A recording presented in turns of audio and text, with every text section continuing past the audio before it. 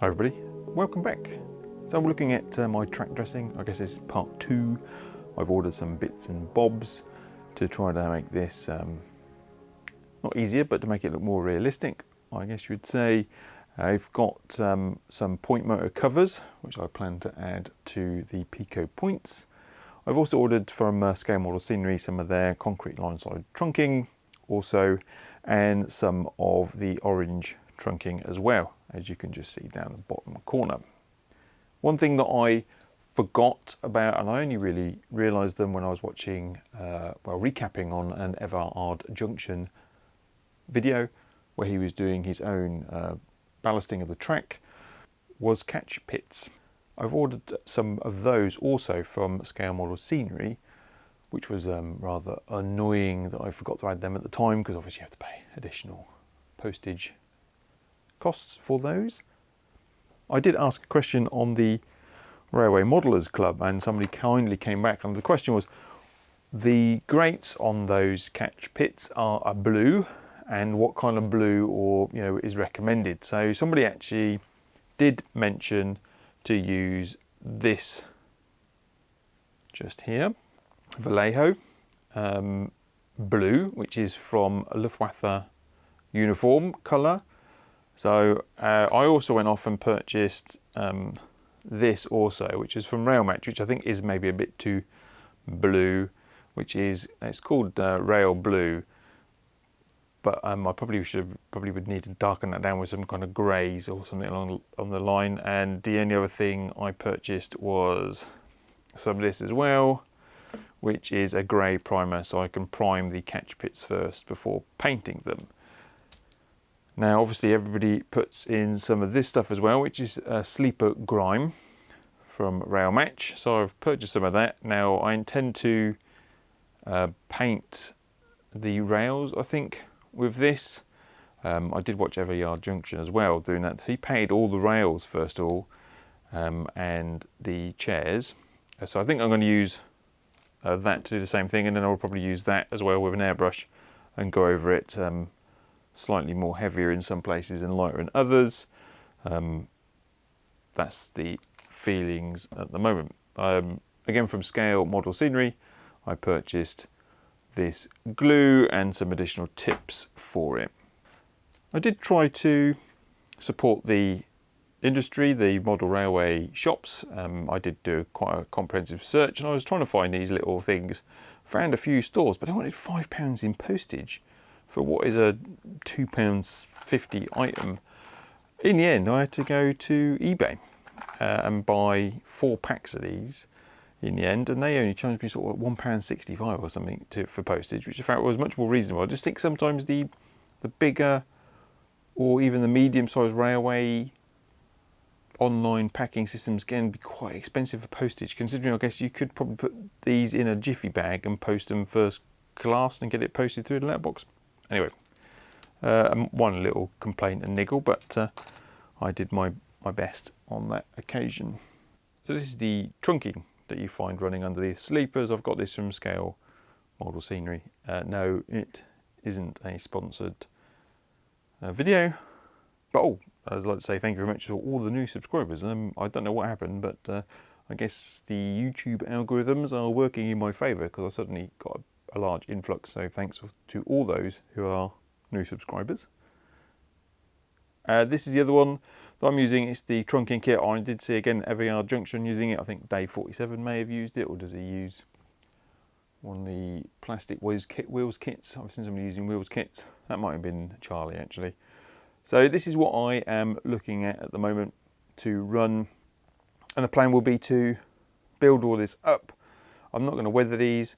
I mean, they probably do look kind of concrete-y. I think when you run the sleeper grime over the tracks, they will get some kind of spray, which probably is pretty close to what happens when trains go past anyway. So I'm going to see how that all kind of plans out and works.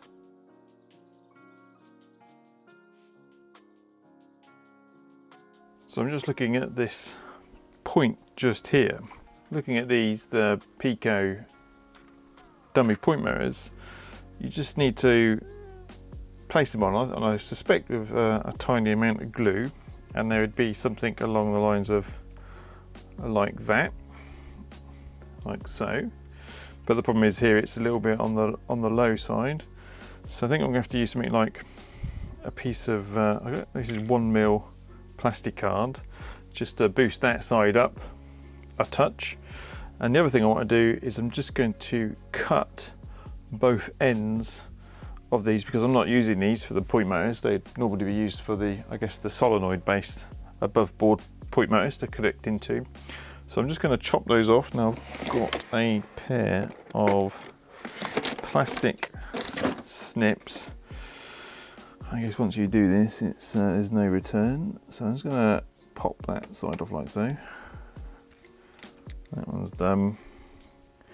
And I'm just going to push that over briefly, which I can't do now because I can, but I'll push that over like so, and do the same on this side.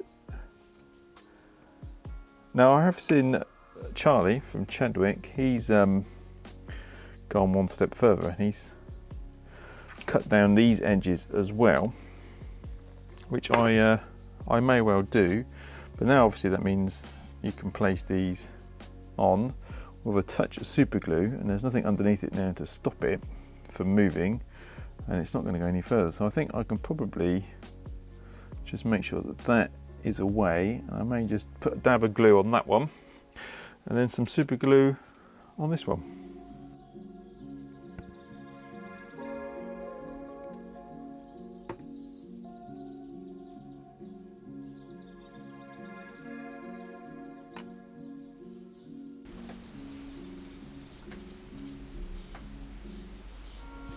So I keep that just a little bit away from the movement on that, and then this doesn't have to be perfectly close to it, but it just needs to be somewhere. I'm just going to use some long nose pliers, I hope, just to be able to put that in the right spot. Whoops, that didn't work very well, and hopefully that's not going to get any of that super glue.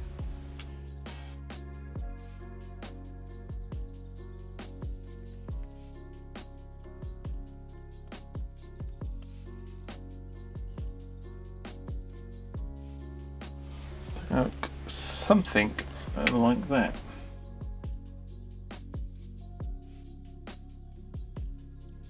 Problem with super glue is it's kind of permanent stuff. I'm going to let that glue. So that's just been glued for a second or two, and I've just turned on the layout. I'm just going to press one of my buttons just to make sure that the point still moves across, which it does.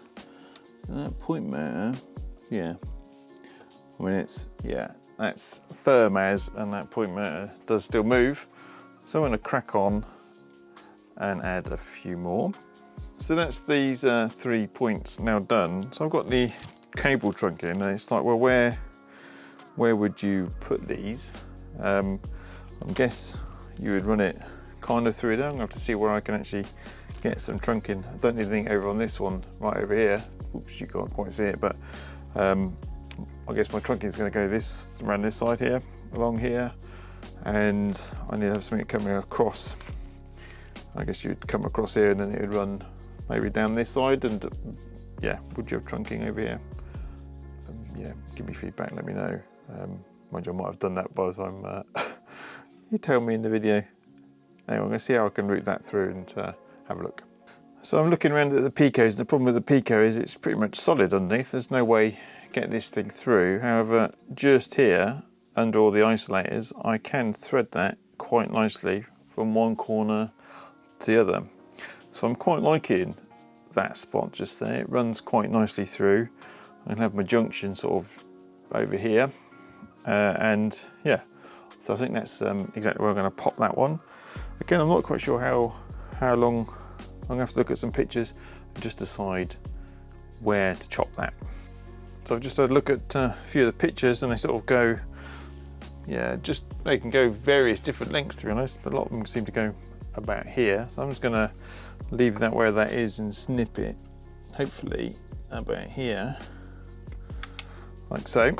So that'd be kind of how it sits.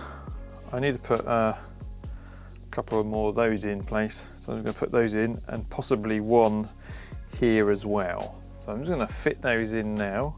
I'm going to use a bit of the old glue. I've got to put a bit of glue on the back of this one. I had to cut off some of the sleepers because they interfere with the actual points, wooden sleepers that you can see. So I'm just popping that in. I've cut off a couple of the ends, just made them a little bit shorter there, and now I'm going to slide it in place.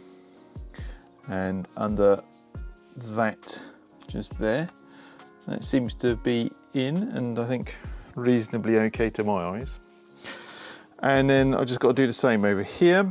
So I've got to just trim the chairs off of these ones, cut these down a little bit, and put some glue in here and here. So time to add a little bit of glue just here.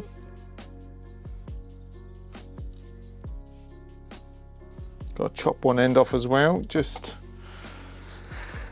to ensure it doesn't interfere just over there. So I've got to shorten that one down a touch, like so. And now I can slide that into place after giving it a little coating of glue itself.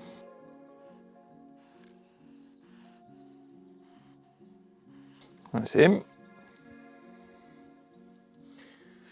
And then I think I slid this through here like that. So I'm hoping you can see that just gone through. So there we are. I've just popped it in there. I haven't really glued it in with anything. I mean, it's going to get sort of semi-submerged with ballast when it comes to it, but that's kind of my first area at the moment with various bits in it. I've got the trunking going underneath. I've got some point motors on that double slip, and I've got a point motor over there as well.